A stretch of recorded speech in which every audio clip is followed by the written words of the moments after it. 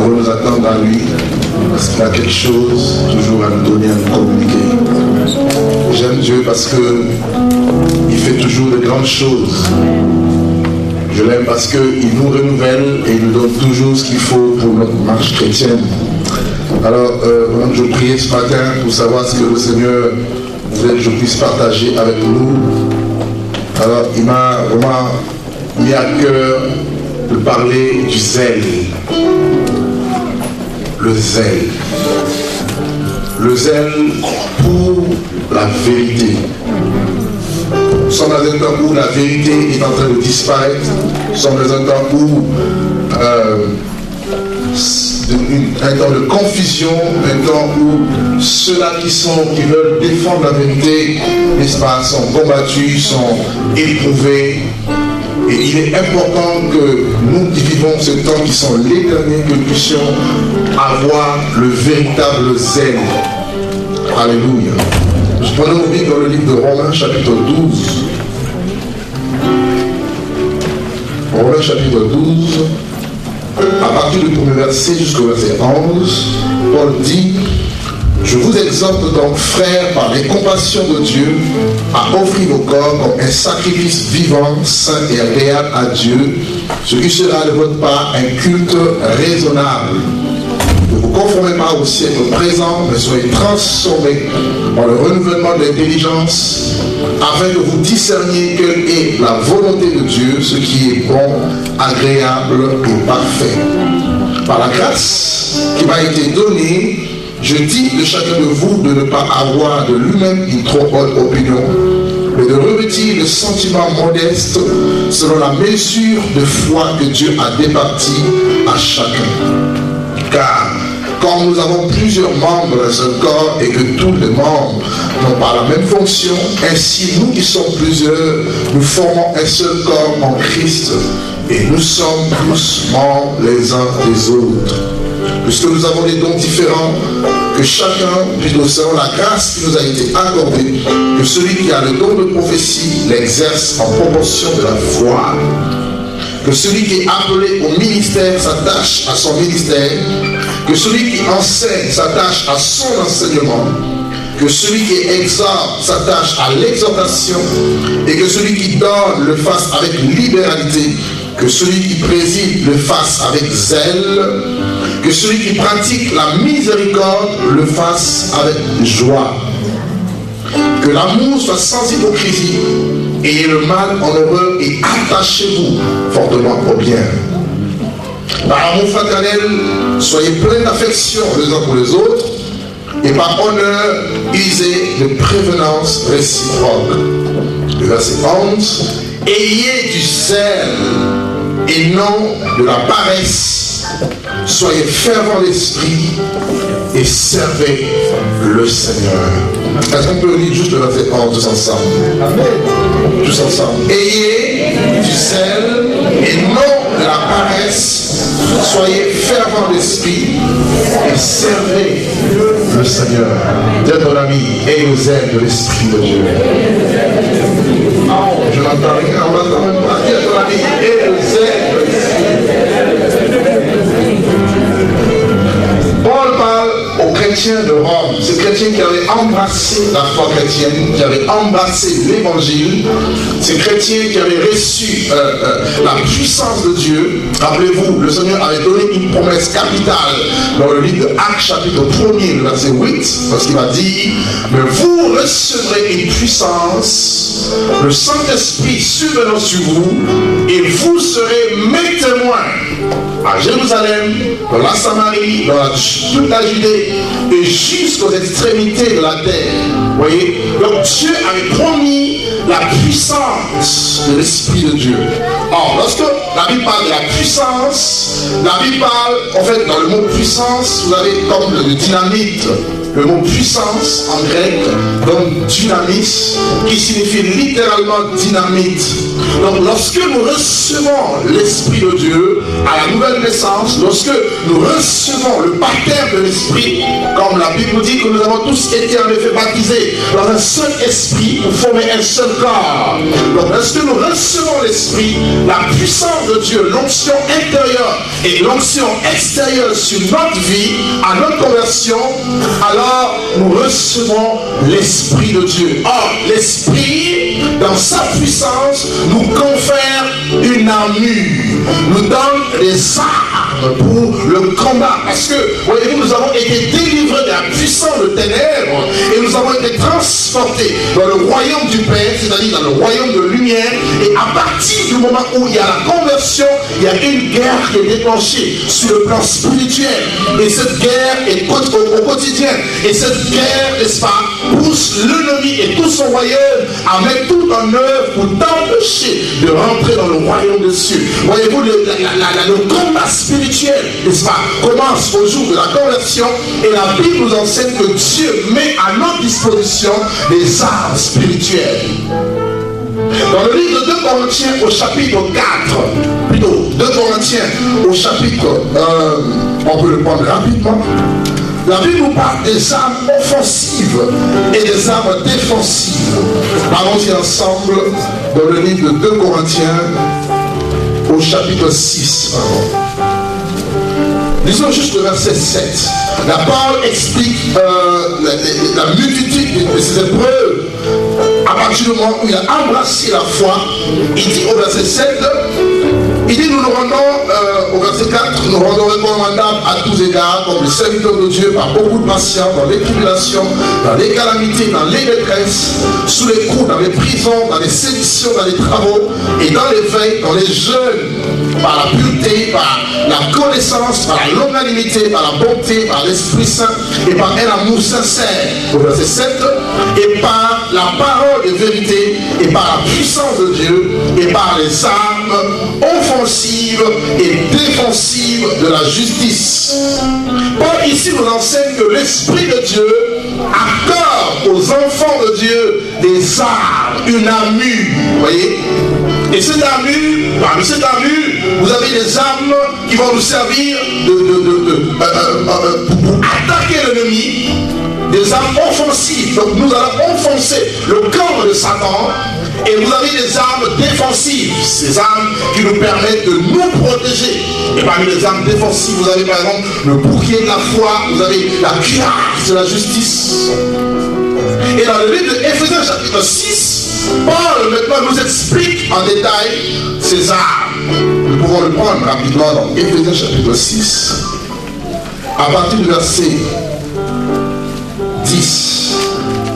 Paul dit, au reste, fortifiez-vous dans le Seigneur et par sa force toute puissante.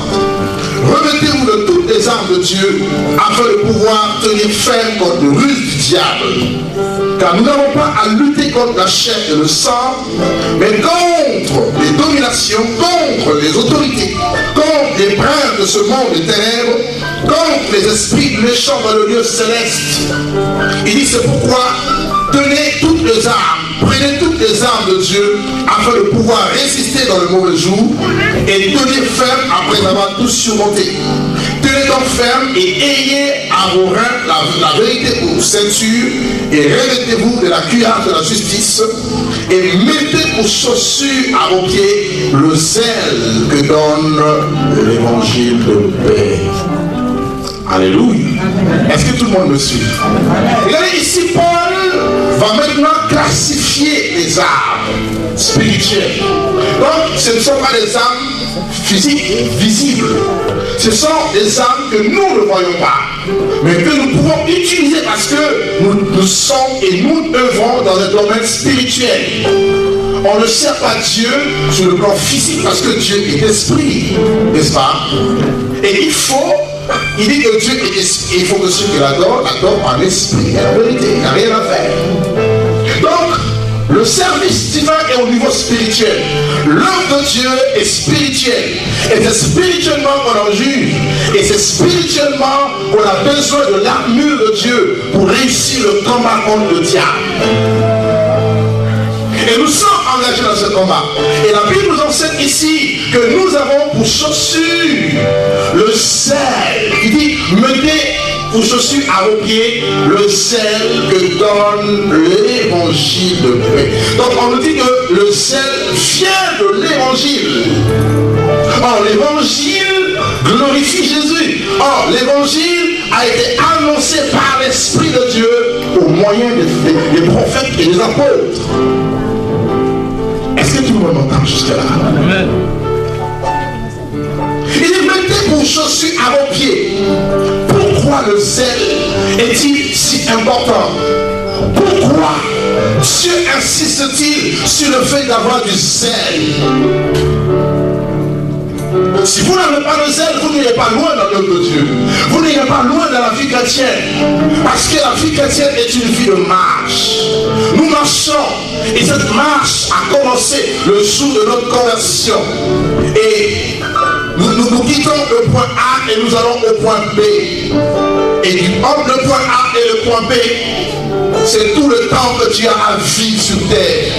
Étant enfant de Dieu. Ce temps composé de preuves, de difficultés, de temps d'angoisse, de temps d'épreuves, de temps où tu peux même connaître le découragement.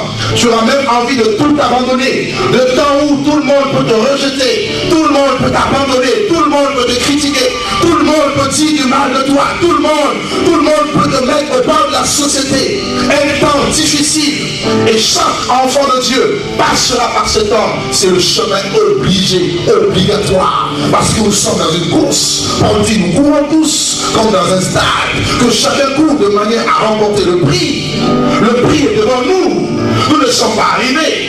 Nous n'avons encore rien fait. Dès l'instant où la dernière trompette n'a pas sonné, dès l'instant où ta tête n'est pas tombée en Christ, tu n'as pas encore remporté la victoire. Donc tu ne peux pas être satisfait. Tu ne peux pas te dire, oui, moi c'est bon, ma vie est assurée. Oui, ma vie chrétienne est assurée. Non, mais moi qui vous parle, je dois veiller tous les jours. Parce qu'il est dit que celui qui croit être debout, prenne garde de tomber.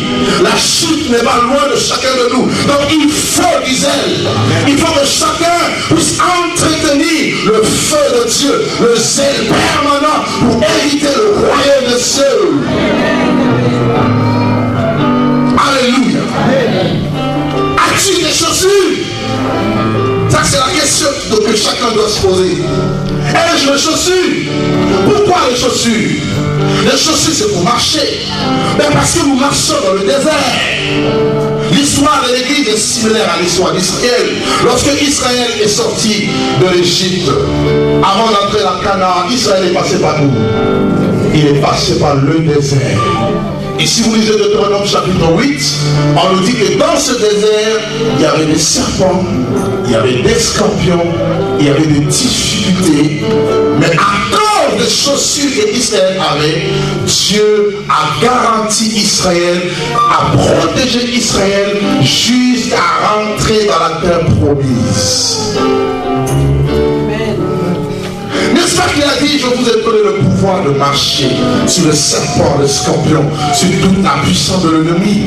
Mais tu ne peux pas marcher sur le serpent si tu n'as pas de chaussures. Est-ce que quelqu'un m'entend ce matin? Alléluia. Parce que si tu marches sur le serpent sans les chaussures, mon ami, tu vas te faire piquer. Le scorpion va te transmettre le venin, tu vas mourir. Donc il faut les chaussures. Les chaussures protègent tes pieds. Avec les pieds, tu peux marcher. Lorsqu'on marche, on ne stagne pas. Lorsque je marque un pas, mon ami, j'avance. Un deuxième pas, j'avance. Un troisième pas, j'avance. Et un jour, j'arriverai, frère. Un jour, j'atteindrai la destination. Toute personne qui va stagner mourra. La vie chrétienne n'est pas une vie de surplace. La monotonie. Non. Il faut du renouvellement. Il faut avancer avec Dieu de gloire en gloire. et de progrès en progrès. Voilà à quoi servent les chaussures. C'est pour marcher. Vous voyez, nous marchons, nous marchons, nous marchons. L'ennemi va susciter les serpents, il va susciter les scorpions, il va tout faire pour tuer ta foi, pour te dire non, abandonne la vie chrétienne, c'est pas la peine. Depuis tout ce temps que tu pries, mais qu'est-ce que tu as gagné? Mais regarde, quand tu ne priais pas, tu parles à quelqu'un ici, quand tu ne priais pas, tu avais tout. L'argent pouvait tomber facilement. Mais regarde, depuis le jour où tu as commencé à prier, tu ne vois pas que les problèmes ont commencé à arriver. Ah oui, c'est vrai, j'ai beaucoup de problèmes, alors j'abandonne. Que sert à un homme de gagner le monde entier s'il perd son âme? Il faut un zèle permanent pour marcher tous les jours jusque dans le royaume des cieux. Alléluia. Alléluia. Alors le zèle. Jésus, la Bible dit que Jésus, la Bible l'appelle le zèle de l'Éternel. Allons-y dans le livre d'Ésaïe chapitre 9, lisons le verset 5 au verset 6. Ésaïe chapitre 9, le verset 5 au verset 6. Il est écrit ceci. Car un enfant nous est né, et un fils nous est donné, et la domination reposera sur son épaule, et on l'appellera agréable, conseiller, Dieu puissant, Père éternel et prince de la paix. Donner à l'empire l'accroissement et une paix sans fin au trône de David et à son royaume, l'affermir et le soutenir par le droit et par la justice, dès maintenant et à toujours. Voilà ce que fera le zèle de l'Éternel des armées.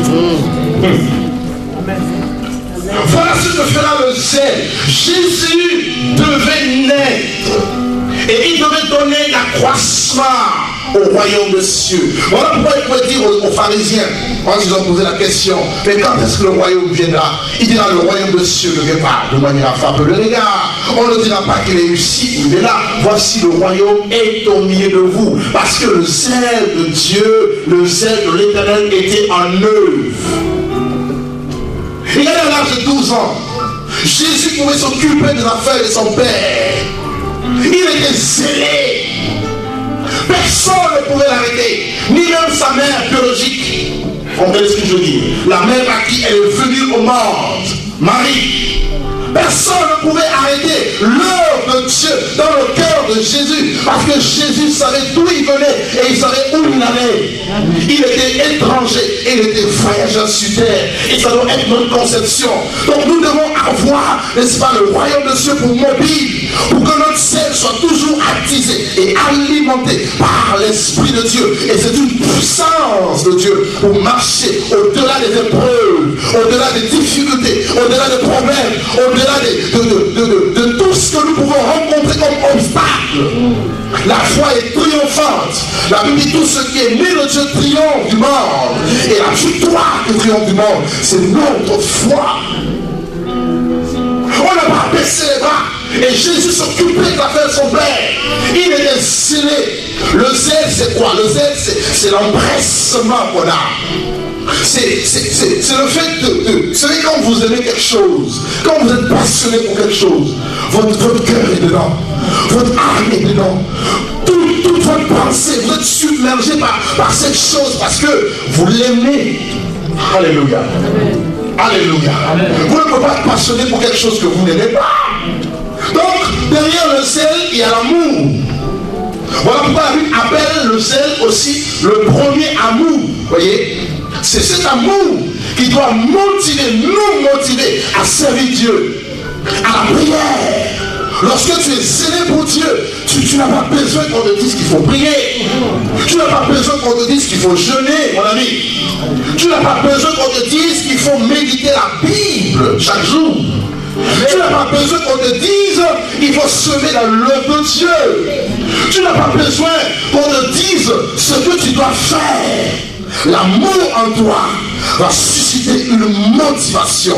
L'amour en toi va tellement te pousser à aimer Dieu de tout ton cœur, de toute ton âme, à fléchir les genoux pour que le royaume des cieux avance. Tu ne seras pas de ceux-là qui se retirent pour se perdre, mais tu seras de ceux-là qui ont la foi et qui gagnent leur âme et qui avancent. C'est ça le zèle de Dieu. Le zèle qui vient de l'Esprit de Dieu, c'est un zèle incomparable. Mon ami, lorsque ce zèle te prend, tu deviens comme fou de Jésus. Personne ne peut te comprendre. Il y a un gars comme Paul, un gars qui était zélé pour les directions de ses pères. Mais le jour où il a rencontré l'amour de sa vie, le jour où cette lumière est puissante, n'est-ce pas, marqué sa vie, Paul était devenu un homme. Les gens même lui disaient, tu es fou, ton grand savoir te fait déraisonner. Il était traité comme un fou, mais il savait ce qu'il voulait et il savait où il allait. Il disait, je le fais pour moi-même, aucun cas de ma vie, comme si elle m'était précieuse, pour que j'accomplisse ma course avec joie. Donc le zèle assure, n'est-ce pas, notre élan dans cette course jusqu'au bout. Car la fin d'une chose vaut mieux que le commencement. Alléluia. Bien. Regardez la vie de Jésus. Jésus vient. Il rentre dans le temple de Jérusalem. Après avoir fait son tout premier miracle à Canaan, il trouve quoi? Il trouve le voleur, le changeur de monnaie. Hein? Nous sommes dans Jean chapitre 2. Hein? On peut le prendre, on peut le lire. Jean chapitre 2. À partir du verset 13 au verset 17, il est écrit: la Pâque des Juifs était proche et Jésus monta à Jérusalem. Il trouva dans le temple les vendeurs de bœufs et de brebis, des pigeons et des changeurs assis. Et ayant fait un fouet avec des cordes, il les chassa tous du temple, ainsi que le brebis et le bœuf. Et il dispersa la monnaie des changeurs et renversa les tables. Et il dit aux vendeurs de pigeons: ôtez cela d'ici et ne faites pas de la maison de mon père une maison de trafic. Alors ce disciple se souvint qu'il est écrit: le zèle de ta maison, hein? Le zèle de ta maison me dévore. Vous savez, quand vous êtes dévoré par quelque chose, vous êtes épris par la chose. Christ arrive, il voit l'œuvre de son Père. Comprenez qu'il était né sous la loi. Or, le temple sous la loi était une référence. Rappelez-vous de 2 Chroniques 7 où Dieu avait dit que je veux mes cieux fixés dans ce lieu. N'est-ce pas? Si mon peuple supplie d'invoquer mon nom, s'humilie et prie et cherche ma face, si je détourne de tes mauvaises voies, je l'exaucerai des cieux, je guérirai son pays. Parce que Dieu avait ses regards fixés sur le temple. La gloire de Dieu devait émaner du temple. C'est-à-dire, lorsqu'on a mené le malade était guéri parce que Dieu était dans le temple. Mais voilà, ce temple était souillé. Voilà, ce temple était devenu une carrière de voleurs. Des hommes ont pris la place de Dieu. Ils ont chassé la gloire de Dieu. Il n'y avait aucune guérison, aucune goutte d'onction, aucune goutte de gloire. Il n'y avait plus la gloire de Dieu. Tout était détruit. Et Jésus arrive parce qu'il devait ramener la gloire de Dieu. Voilà le zèle de Dieu.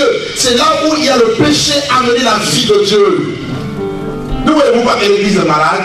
Ne voyez-vous pas que les pasteurs ont pris la place de Dieu? Ne voyez-vous pas que les brebis sont devenus des instruments de vaches à traire? Vous ne voyez pas que l'église est malade? Vous ne voyez pas que la gloire de Dieu est bannie? Mais si on a le zèle, on agira comme le maître. On prendra le fouet, mon ami, et on ira là où le peuple est dépouillé, là où l'église de Dieu, n'est-ce pas, est dépouillée, là où l'église n'est pas dans la gloire, et on amènera le fouet. Ce fouet, c'est l'image de la parole de Dieu, frère. C'est ce fouet, c'est avec le fouet que nous allons fouetter les faux prophètes. Où est le zèle de Dieu? Église, Lorsqu'on est rempli de ce zèle, on ne peut pas se taire lorsque le peuple de Dieu va mal. Lorsque ce zèle anime, tu ne peux pas fermer ta bouche. Les apôtres pouvaient dire, nous ne pouvons ne pas parler de choses que nous avons vues et entendues. Et ce que j'ai vu, ce que j'ai entendu, ce que Dieu m'a révélé dans la Bible, je ne peux pas me taire. Je ne peux pas fermer ma bouche. Amen. Jérémie a dit, même si je me disais que je ne ferais plus mention de lui, il y a dans mes os comme un feu. Ce feu-là, ça bouillonne.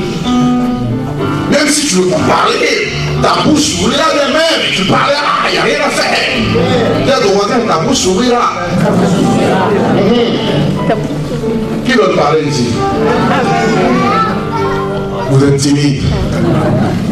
Qui veut parler? Moi j'ai une grande bouche. Vous savez pourquoi? Parce que le ciel est de moi.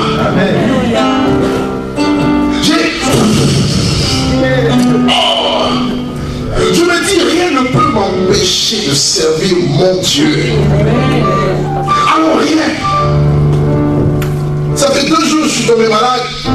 Je me sentais très mal. Et ce matin même, je me disais, est-ce que Seigneur, je vais ou pas? J'ai dit, ma chère, tais-toi. Dis à ton voisin, tais-toi. Tu iras. On est là. Est-ce que tu sauras même qu'il ne va pas bien?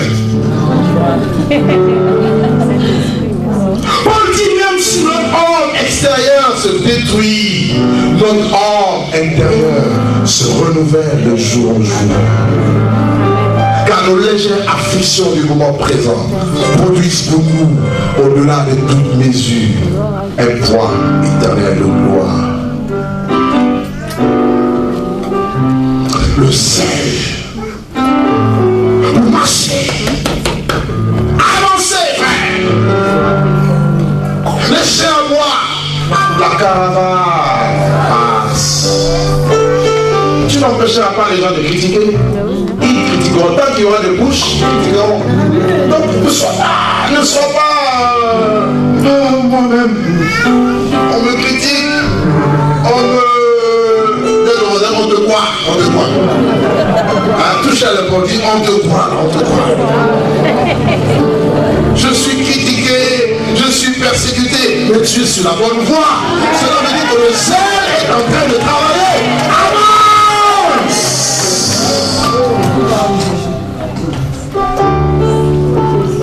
Le Seigneur arrive, il chasse le voleur du temple.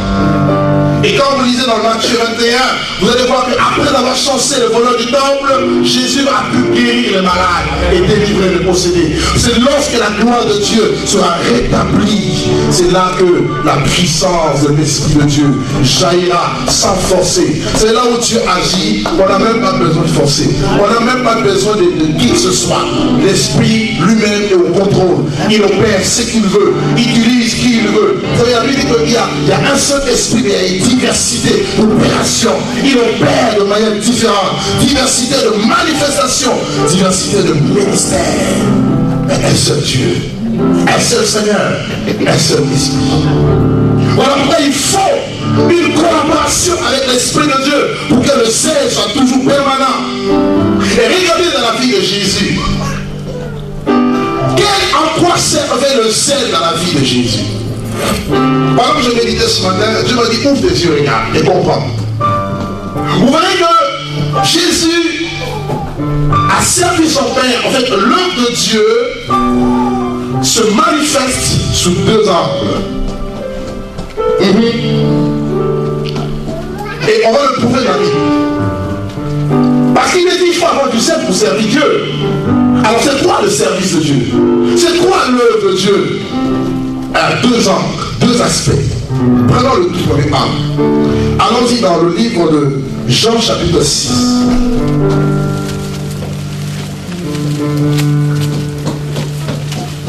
Jean chapitre 6, le verset 27 au verset 29.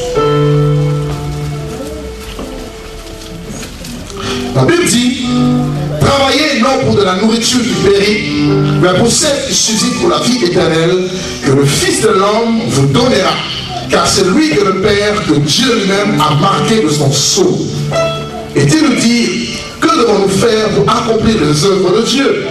Jésus leur répondit, l'œuvre de Dieu, c'est que vous croyez en celui qui l'a envoyé. Ça, c'est la toute première chose. Donc, la Bible nous dit ici que l'œuvre de Dieu, c'est d'abord croire en la personne de Jésus. Croire à la bonne nouvelle. Parce que l'évangile présente Jésus. N'est-ce pas? Et on nous dit qu'ils sont beaux sur les montagnes les pieds de ceux qui annoncent l'évangile de paix, de ceux qui annoncent la parole de Dieu. C'est-à-dire, lorsque nous prêchons la parole de Dieu, nous ne devons pas nous prêcher nous-mêmes, comme Paul disait. Il disait, nous ne nous prêchons pas nous-mêmes, c'est Jésus que nous prêchons. Vous voyez? Donc le premier aspect dans l'œuvre de Dieu, c'est de présenter Jésus. Or, lorsqu'on prêche Jésus, forcément, on reçoit l'onction de Dieu. Forcément, pourquoi? Parce qu'il a dit, l'Esprit du Seigneur l'Éternel est sur moi, car il m'a point pour annoncer la bonne nouvelle. Donc, dans le zèle, il y a forcément l'onction de Dieu. Il y a l'onction de l'Esprit pour annoncer la parole de Dieu. Annoncer la vérité. Prêcher la vérité avec puissance, autorité, force et vie. Sans avoir peur des hommes. Sans avoir regardé à l'attitude des hommes. Dénoncer les œuvres du diable et prêcher le nom de Jésus. Voilà le premier aspect de l'œuvre de Dieu. Dans l'œuvre de Dieu, l'homme n'est pas mis en exergue. Dans l'œuvre de Dieu, il n'y a que la personne de Jésus, il n'y a que la parole de Dieu qui doit être mise à l'avant. Est-ce que quelqu'un m'entend ce matin? Amen. Deuxième chose, 1 Jean, chapitre 3, verset 8. 1 Jean, chapitre 3, le verset 8. Jean nous dit, celui qui pratique le péché est du diable, car le diable pêche dès le commencement. Et le Fils de Dieu apparut afin de détruire les œuvres du diable. Donc, voilà le deuxième aspect dans l'œuvre de Dieu, c'est la destruction des œuvres de Satan. Donc le zèle que Dieu te donne, c'est pour annoncer la parole, pour annoncer l'évangile, pour permettre à ce que l'évangile puisse atteindre les nations avec quelques moyens que ce soit. Serait-ce par la prière, serait-ce que par le soutien financier, serait-ce par l'évangélisation, serait-ce par, n'est-ce pas, l'obéissance au ministère que Dieu a accordé. Voilà pourquoi il dit que celui qui est appelé au ministère s'attache à son ministère, celui qui est appelé à l'exhortation s'attache à l'exhortation, celui qui est appelé à l'enseignement s'attache à son enseignement. Vous voyez, chacun dans son domaine et ses forces sont conjuguées ensemble. Ça fait l'œuvre de Dieu. Christ est glorifié. Dans le zèle qui vient de l'esprit, l'homme n'est pas glorifié. Il n'y a qu'une seule personne, Jésus-Christ de Nazareth. Et deuxièmement, il y a la destruction des œuvres du diable. Qu'est-ce que j'entends par œuvre du diable? D'abord, le péché. Pourquoi je dis le péché? Parce que le péché, c'est l'œuvre du diable manifestée à l'encontre de la créature de Dieu. Dieu a créé l'homme pur, droit, mais la Bible dit qu'ils ont cherché beaucoup de détours. À cause du péché, le péché a détruit l'homme. Tous ont péché et sont privés de la gloire de Dieu. Donc le péché t'empêche de vivre la présence de Dieu, la gloire de Dieu. N'est-ce pas qu'il dit que ses yeux ne sont pas... plutôt dans Ésaïe 59, là-bas il dit la main de l'Éternel n'est pas trop courte pour sauver, ni son oreille produit pour entendre. Mais ce sont vos péchés qui mettent une séparation. Vous voyez? Et dans le sens du diable, vous avez la religion. Tout ce qui est dogme, tradition des hommes, tout ce que les hommes ont mis en place pour nous empêcher de vivre pleinement l'évangile, la puissance de Dieu. Et c'est ça l'œuvre du diable. Sans parler de la délivrance de captifs. Combien sont-ils captifs? Et il faut les délivrer. Voyez? Et c'est ça l'œuvre de Dieu. Et quand vous lisez avec moi dans le livre de Actes chapitre 10, Actes chapitre 10, regardez le verset 38. C'est un passage que j'aime beaucoup, où il est écrit: vous savez comment Dieu a oint le Saint-Esprit et de force Jésus de Nazareth, qui allait de lieu en lieu et qui faisait du bien et guérissant tout ce qui était sous l'empire du diable, car Dieu était avec lui. Vous voyez, Jésus allait de lieu en lieu. Voilà le zèle. Quand on a le zèle, on ne reste pas assis. On va de lieu en lieu. On partage ce qu'on reçoit de Dieu. Vous voyez, de lieu en lieu. J'ai des gens de ma famille qui ne connaissent pas Dieu. Je vais vers eux. Je leur partage la parole. J'ai des amis autour de moi. Voilà le zèle. Chacun à son niveau. Chacun dans sa dimension peut exercer le zèle de Dieu. Vous voyez, le zèle qui vient de l'Esprit de Dieu. Faire du bien aux gens. Aider les gens dans leurs difficultés. Leur apporter l'évangile. Cet évangile de réconfort, de soutien. Cet évangile de paix, de grâce et de vie. De lieu en lieu. Il avait dit qu'il faisait du bien aux gens. Et il guérissait tout ce qui était sous l'empire du diable. Car Dieu était avec lui. Alléluia. Et quand vous regardez dans la vie de tous ceux qui ont servi Dieu, regardez très bien leur vie. Observez bien la marque de l'esprit dans leur vie. Vous verrez qu'ils avaient tous un zèle. Regardez Pierre, vous verrez le zèle de Dieu dans la vie de Pierre. Regardez même Philippe, l'évangéliste qui arrive à Samarie. La Bible dit que Philippe va prêcher le Christ. Il n'a pas prêché autre chose. Il a prêché le Christ. Et regardez comment Dieu l'a accompagné par des signes et des miracles. Des démons sortaient, des gens étaient guéris parce que Dieu honorait son nom. L'œuvre de Dieu était accomplie par la vie de Philippe. Tu peux accomplir une œuvre pour la gloire de Dieu, mais il faut le zèle. Alléluia.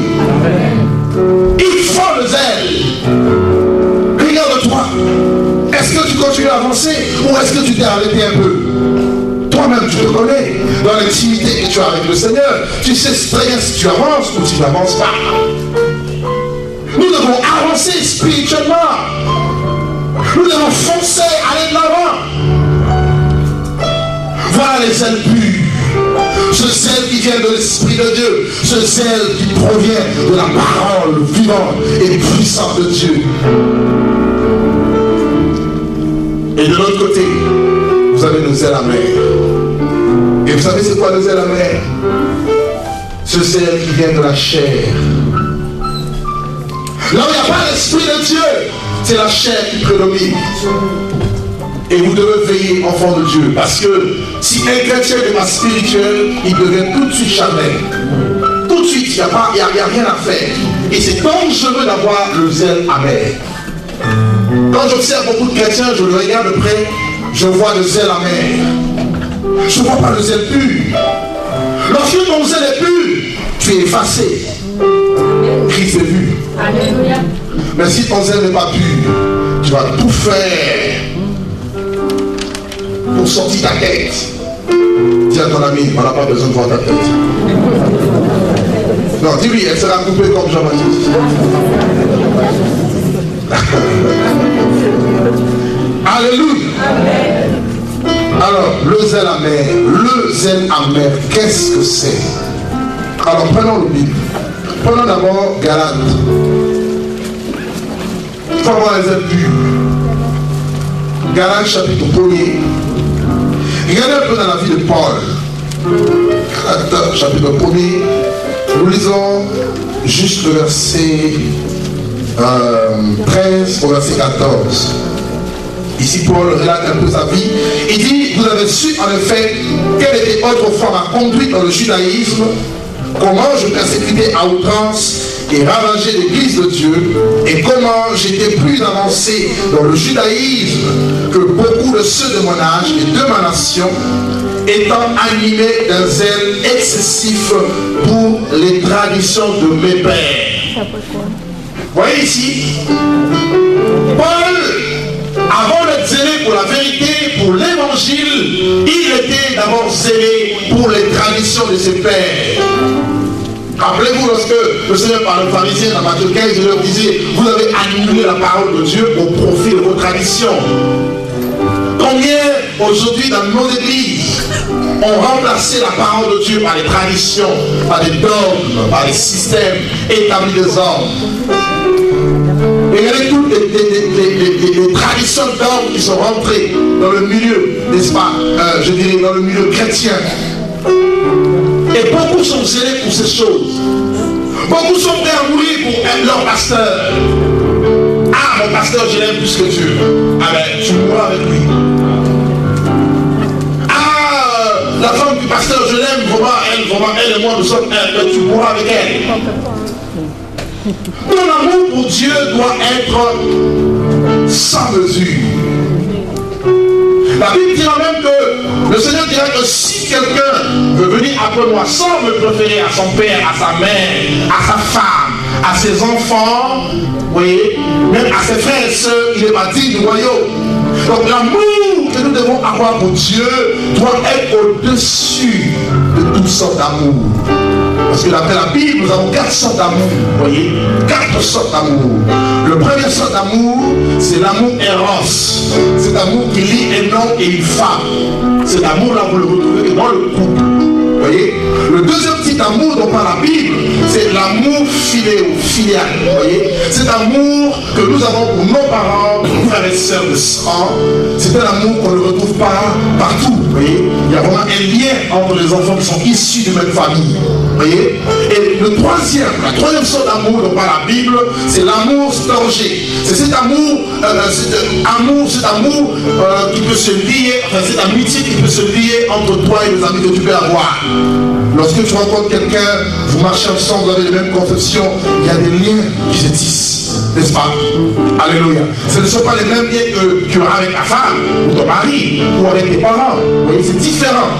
Et la quatrième sorte d'amour dont parle la Bible, c'est l'amour agape ou agapé. Vous voyez, c'est l'amour de Dieu. Cet amour qui est répandu dans nos cœurs par le Saint-Esprit qui nous a été donné. Et c'est cet amour qui ne doit être sans compromission. Mon mari m'empêche de prier. J'obéis à qui? À mon mari ou à Dieu? J'obéis à Dieu. Quelqu'un m'entend ce matin? Oh, mes parents ne veulent pas que je serve Dieu. Ton parent, il peut t'abandonner. David dit quoi? Mon père, ma mère peut m'abandonner, mais l'éternel Dieu me recueillera. Oui. Donc, l'amour que nous devons avoir pour Dieu doit transcender le tout. Doit être au-dessus de tout.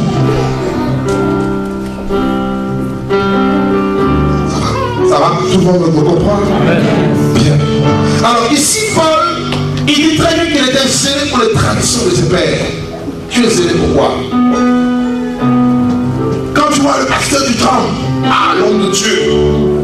Mais quand tu es seul avec Dieu, quelle est ta réaction? Quel est ton comportement?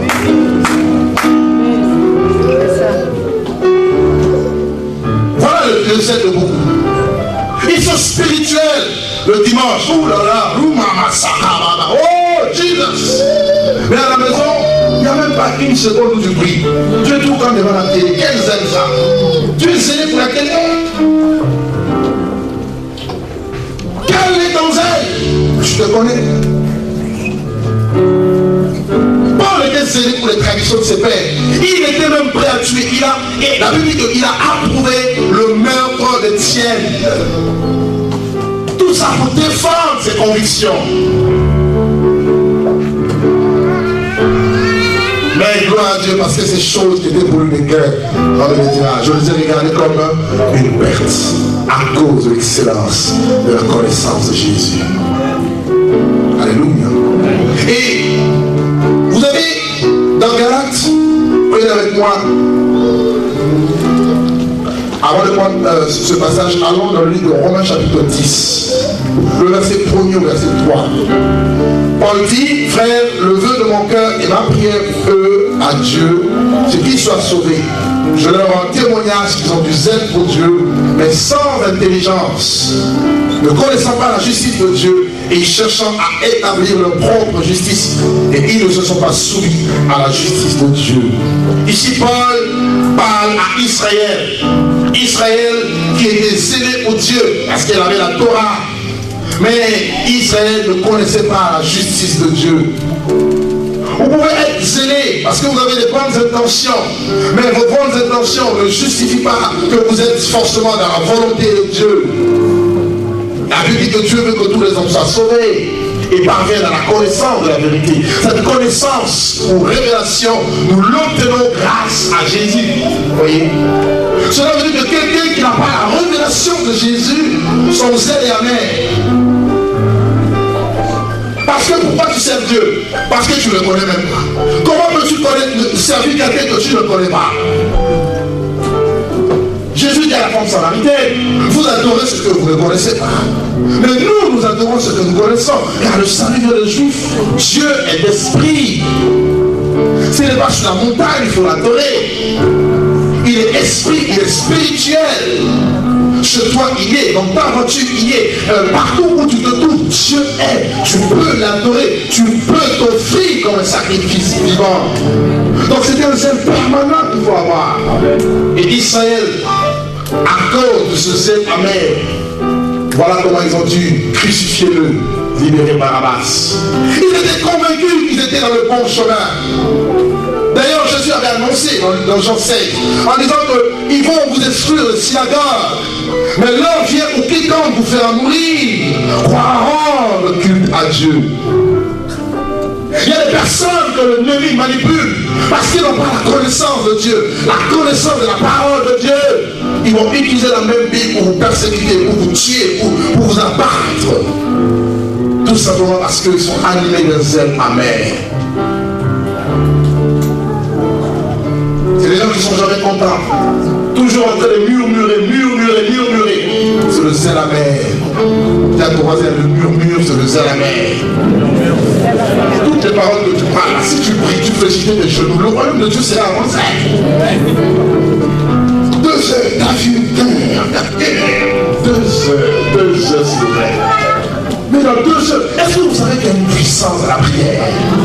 Est-ce que vous savez que la prière agissante du juste a une grande efficacité? Est-ce que vous savez que les murailles de Jéricho sont tombées grâce à la prière? Mais comment la prière qui est spirituelle peut avoir des conséquences sur le monde matériel? Ça, c'est la puissance de Dieu, frère. Mon ami, la prière, tu pries, le mur tombe. Montre-moi quel est ce Dieu qui peut faire ces choses. Mais le Dieu de la Bible, lorsque ses enfants l'invoquent, lorsque son peuple crie à lui, il est capable d'écrouler les murs. Il a dit qu'il est une grande montagne, devant son Babel, qui sera aplani. Et il posera la pierre principale au milieu des acclamations. Soyons des centres de prière, des femmes de prière. Développons notre intimité. Je dis à Dieu, depuis ma conversion, je dis à Dieu, Seigneur, merci pour la grâce que tu m'as donnée. Je ne veux pas être jaloux de la grâce de mon frère. Lui, c'est lui. Moi, c'est moi. Partons déjà de cette base. Deuxièmement, il a reçu une grâce, j'ai reçu une grâce. La différence entre nous, vous savez c'est quoi? C'est au niveau du degré de consécration que chacun aura vis-à-vis de Dieu. Et il faut que chacun puisse développer d'abord ses potentiels, développer les dons, les charismes, par une vie de prière, de sanctification, par la méditation de la parole, par un état enraciné dans la Bible et dans la personne de Jésus et détruisant les œuvres du diable. Mes amis, imaginez un peu si chacun de nous était zélé de cette façon. Je crois que tout l'évêque serait enflammé depuis des années. La France est embrasée. Dieu dit, je cherche pas mieux un homme, pas deux, un, qui se tiennent à la brèche. Par toi seul, les choses peuvent arriver. Lève-toi et marche. Sois zélé pour Dieu. Pourquoi es-tu à côté? Qu'est-ce que les gens vont dire? Voilà comment tu tues ton zèle. Si je fais ça, ils vont dire quoi? On dit toujours lui. Si je fais ça, toujours elle. Mais tu te tues toi-même. Je ne sais pas si je parle aux gens, je ne sais pas. Mais moi, si je fais ce que je parle, c'est tout. Apprends-nous à laisser. Le zèle. Avec le zèle, associe la connaissance de Dieu, la méditation de la parole. Et bien dit quoi? Faites tous vos efforts pour joindre à votre foi la vertu, la piété, la connaissance, l'amour fraternel. Et vous ne serez pas des oisifs, des hommes qui ne sont pas sans porter le fruit. Vous savez pourquoi? Parce que le contraire du zèle, vous savez c'est quoi? C'est la paresse. Et nos assemblées sont remplies de paresseux. Sur le plan spirituel, ils sont paresseux. Alors regardez un peu avec moi, la paresse. La paresse. La paresse. Proverbe. Il est dit que le paresseux dit qu'il y a un lion dehors, il ne va pas aller travailler parce que, on a appris qu'il y a un lion dehors. Même s'il y a un lion, mais encore il y a quelqu'un aussi, le lion de la tribu de Juda. Tu peux aller le confronter. Samson, on a appris qu'il y avait un lion, Samson est parti. Il a attrapé le lion, il a déchiré le lion. Le paresseux. Nous sommes remplis de paresseux spirituels. 1 an, 2 ans, depuis que tu es à la foi, incapable d'exhorter, tu es paresseux spirituel. Il faut que ça s'arrête aujourd'hui. Dis à ton ami, il faut que ça s'arrête aujourd'hui. Ah, vous ne parlez pas là, dis à ton voisin, il faut que ça s'arrête aujourd'hui. Au nom de Jésus. Alléluia. Proverbe. Chapitre 19, verset 15. Juste la première partie. Si on peut le lire tous ensemble. Proverbe 19, le verset 15. Il dit quoi? La paresse fait tomber dans l'assoupissement. Wow. Donc, quand on est paresseux, quand on n'a pas le zèle, qu'est-ce qui va se passer? On va commencer à tituber un peu, à s'assoupir, et puis l'assoupissement conduit au sommeil. Vous comprenez pourquoi les petites vierges aussi étaient assoupies, elles se sont endormies, parce qu'il y a comme la partie spirituelle, comme la routine qui s'est installée. Vous voyez? Or, le zèle te permet d'être toujours brillant. Le feu de Dieu, entretenu en toi. Et dans Proverbe chapitre 6, et là, il y a quelque chose de magnifique qui parle de la paresse. Et là, c'est le roi Salomon qui parle. Hein? C'est de l'homme le plus sage, à part Jésus. Il dit, Proverbe 6, le verset 6 au verset 11, sur le premier, il dit, va vers la fourmi, paresseux, considère ses voies et devient sage. Elle n'a ni chef, ni inspecteur, ni maître, mais elle prépare en été sa nourriture, et dans la masse, on a la moisson de quoi manger. Paresseux, jusqu'à quand te seras-tu couché? Quand te leveras-tu de ton sommeil? Un peu de sommeil, un peu d'assoupissement, un peu de croiser les mains pour dormir, et la pauvreté te surprendra comme un rôdeur, et la disette comme un homme en âme. Et ici cette parole est profonde, frère. Ici, Salomon dit, va vers la fourmi. Vous savez, dans Job 12, si lisez Job chapitre 12, le verset 7, Dieu dit à Job, va vers les animaux vont t'instruire. Donc Dieu utilise des fois le caractère des animaux pour nous donner de l'intelligence. Parce que des fois nous sommes dépourvus de sens. Il dit va vers la fourmi. Vous connaissez tous une fourmi. C'est un animal sans force. Hein? C'est un insecte sans force. D'ailleurs dans Proverbe 30 on dit que c'est un peuple sans force. Mais regardez ici. Dieu dit ici, considérez le voie de la fourmi. Alors ne vous moquez pas des gens qui sont sans force, de manière apparente. Attention. Les apparences sont trompeuses. Dieu voit les cœurs, le caractère. Dieu dit à l'église de Philadelphie, parce que tu as peu de puissance, mais parce que tu as gardé ma parole, j'ai mis devant toi une porte ouverte que personne ne peut fermer. Amen. Les fourmis sont comme un peuple sans force, dépourvus de tout. Mais attention, leur caractère démontre que ce sont c'est une armée qui est scellée. Parce qu'on nous parle de la fourmi comme une armée qui a le sel. Et regardez ici, il dit, elle est le chef, donc il n'a pas de chef. Il n'a pas d'inspecteur, ni de maître. Donc il n'y a pas de personne pour lui dire, bon, fais ceci, fais cela, maintenant nous allons nous lever, nous allons prier, maintenant il n'y a personne. La fourmi est seule. Ils s'organisent, c'est une organisation magnifique. Oh, si les chrétiens pouvaient être comme des fourmis, oh mon Dieu, il n'y aura pas de problème de leadership ancien. Il n'y aura pas de problème de, oui, lui il est contre mon ministère, il veut casser mon don, il veut casser mon option. Chacun va comprendre son rôle. Parce que la fourmi n'a ni chef, la fourmi n'a ni inspecteur, la fourmi n'a ni maître. Mais attention, un peuple fougueux, un peuple scellé, un peuple debout, un peuple acquis pour les choses divines, un peuple qui travaille pour amasser la nourriture, la parole de Dieu, le message du temps. La Bible dit qu'elle amasse, qu'elle prépare en été sa nourriture.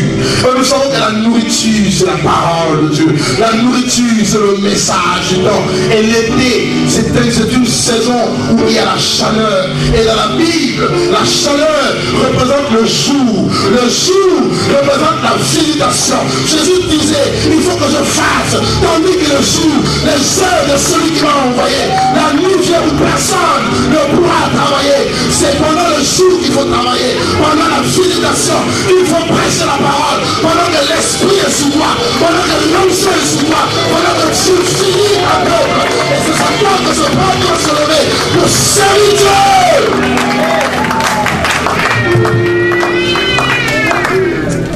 Pendant tout l'été, pendant qu'il y a le jour, le soleil est là. Il dit quoi? Puisqu'il est chaud ou froid, si tu es tiens, Dieu te vomira. Nous sommes ceux qui sont chauds, bouillonnés par le feu de l'onction de Dieu. Il fait des voix de messagers et de ses serviteurs, de foi, de feu, de foi, de feu. Nous sommes des feux brûlants. Vous ne pouvez pas arrêter un feu. Lorsqu'un feu passe quelque part, même si vous venez après, on n'a pas besoin de vous dire qu'un feu est passé par une forêt. Vous verrez les cendres et vous comprendrez que le feu est passé quelque part. Et si je suis une voie de feu, si je suis un feu brûlant, partout où je pose mes pieds, tout le monde foulera la plante de pied. Ce Dieu était donné en héritage. C'est ça le zèle, le feu ardent, bouillant. En été, il amasse. Il amasse, il annonce l'évangile partout où il va, comme une fourmi. Il n'a pas besoin qu'on lui dise qu'est-ce que tu fais ou qu'est-ce que tu attends. J'ai reçu une grâce. Dis-toi, avec ce que j'ai, avec ce que Dieu m'a donné, qu'est-ce que je peux faire pour que le royaume avance. Je n'ai pas besoin que tel apôtre me voie, tel prophète me voie. C'est entre Dieu et moi. C'est lui qui m'a appelé fidèle. Je dois le servir. Je dois mettre tout en œuvre pour l'œuvre de Dieu. Et la deuxième chose, on nous dit, elle amasse pendant la moisson de quoi manger. La moisson est là. Et Jésus dit la moisson est grande, il y a peu d'ouvriers. Mais pendant la moisson, elle n'est pas là en train de croiser les bras. Dieu est en train de toucher les âmes. Elle se lève. La fourmi se lève pour travailler dans la moisson. Pour travailler dans la moisson parce qu'elle le sait.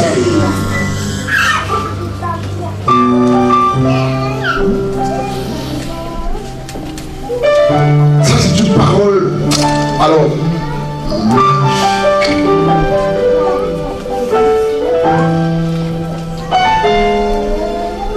il dit un peu de sommeil, un peu de croiser les bras, un peu de ceci, et la pauvreté te surprendra. Tu comprends pourquoi spirituellement tu es pauvre? Tu comprends pourquoi tu ne produis pas de fruits? Avec Dieu, il te remplit, tu dépenses, il te remplit à nouveau. C'est comme une batterie. Plus de charge, plus la voiture roule, plus ça se recharge. Mais on change une batterie qui ne va jamais fonctionner. On charge, elle va s'exploser. Et c'est ce qui se passe. Nous explosons avec nos dons, nos talents, au lieu d'être serrés. Œuvrez pour le royaume. Le zèle pour la vérité. Amen. Amen. Amen. Qui sont ceux qui veulent être zélés ce soir?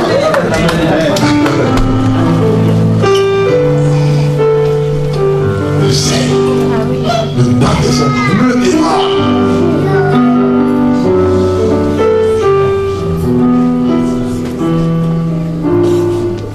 Ce n'est surtout pas le temps de s'asseoir. Ce n'est surtout pas le temps de se lamenter, de s'apitoyer chacun sur son sort. Ce n'est surtout pas le temps de pleurer. Montre-moi dans la Bible où Dieu a dit, face aux problèmes, aux difficultés, quand il commence à pleurer, ça n'existe pas ce passage. Il dit toujours, prends courage et agis. Prends courage et agis. Prends courage et agis.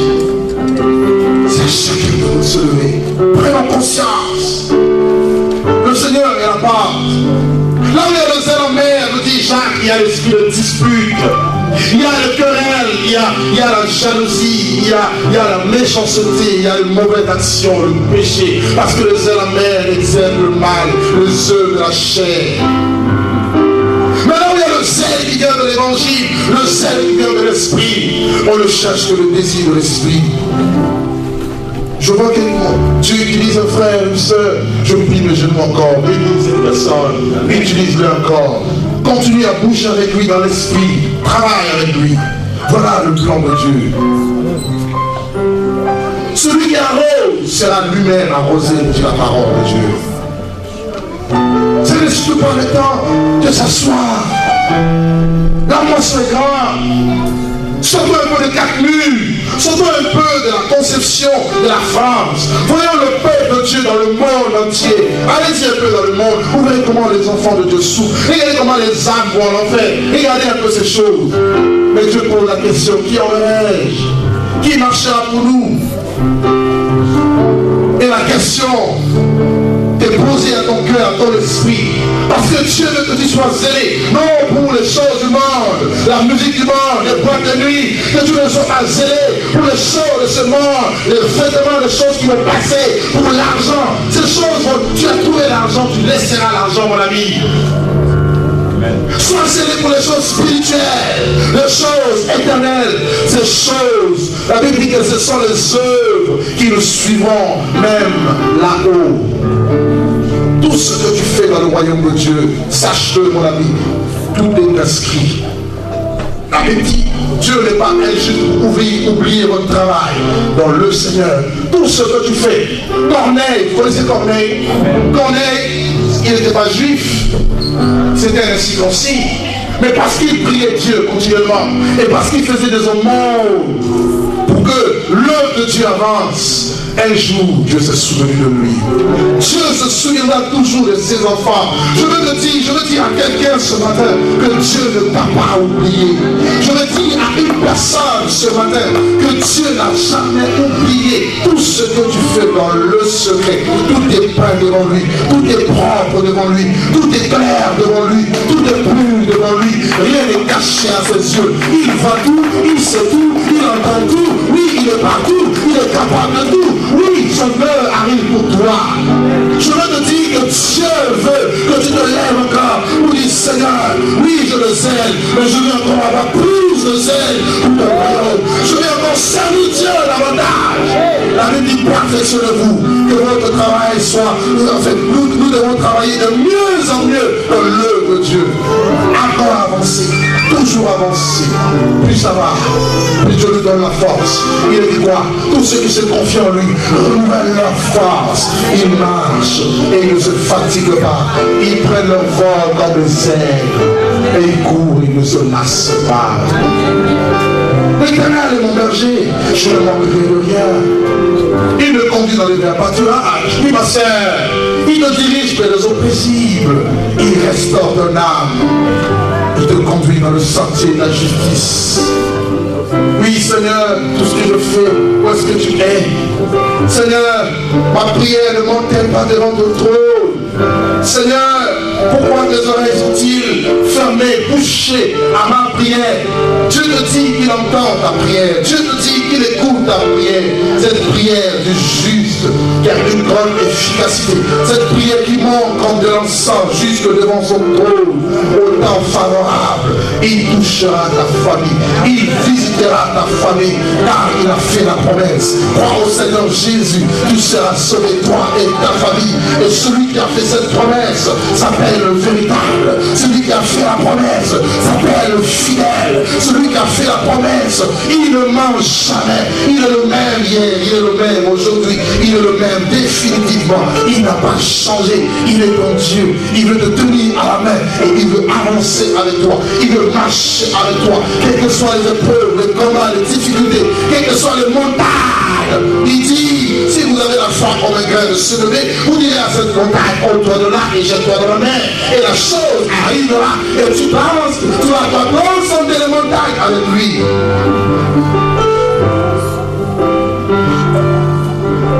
Il est ton Dieu.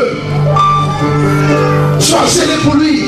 Que les choses de la vie ne t'empêchent pas de le servir.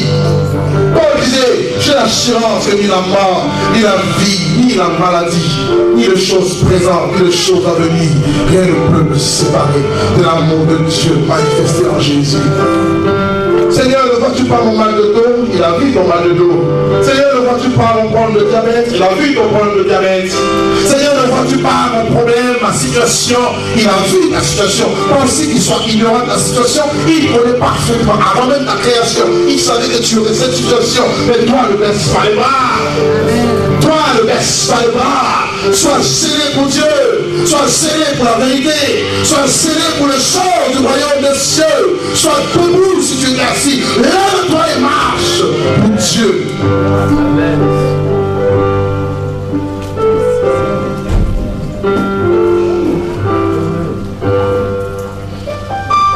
Alléluia.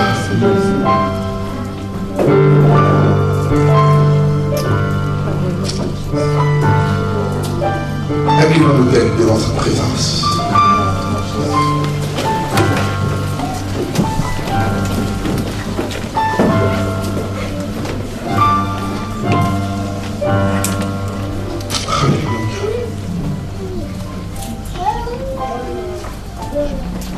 Tu es là.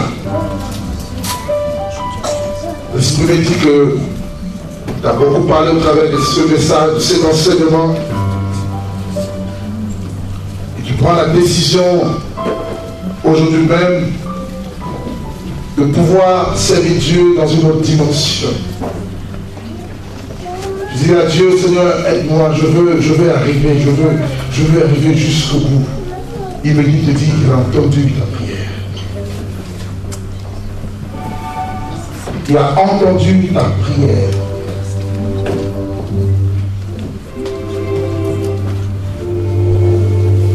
Il t'appelle à être dans sa présence, à genoux, être à la brèche, pour que tu pries, pour que tu intercèdes. Tu sens un fardeau dans ton cœur, justement au niveau de la prière. Tu fardes. C'est un fardeau, c'est un poids. Dieu a déposé cette chose dans ton cœur. Et le temps pour toi arrive. Tu vas puissamment t'utiliser,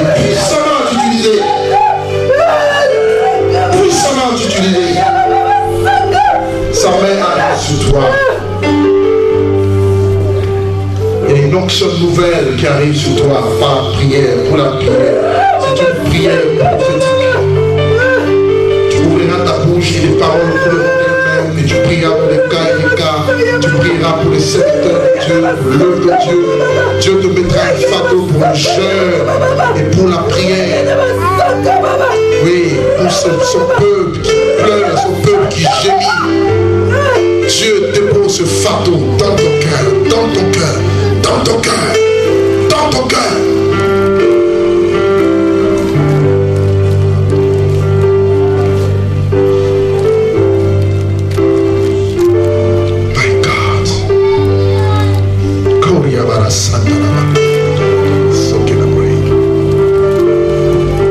Tous ceux qui veulent un seul nouveau, là vous êtes assis, posez juste votre main sur votre cœur.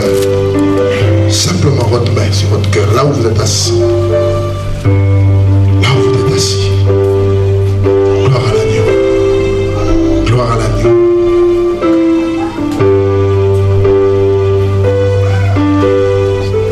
Alléluia. Alléluia. Gloire à l'agneau. Seigneur, accorde à tes enfants un zèle nouveau. Seigneur, tu ne parles jamais en vain. Je prie, Seigneur, que ceux et celles qui étaient, Seigneur, fatigués, ceux et celles qui voulaient abandonner, ceux et celles qui voulaient, Seigneur, ceux et celles qui étaient affaiblis, je prie que ta main puissante se pose sur leur vie. Au nom de Jésus. Au nom de Jésus. Accorde à ton peuple, Seigneur, un zèle nouveau pour les choses du royaume, un zèle nouveau pour la prière, pour l'œuvre de Dieu. Seigneur, accorde à ton peuple tout ce qu'il faut, les dons spirituels, la grâce de Dieu pour te servir, mon Dieu.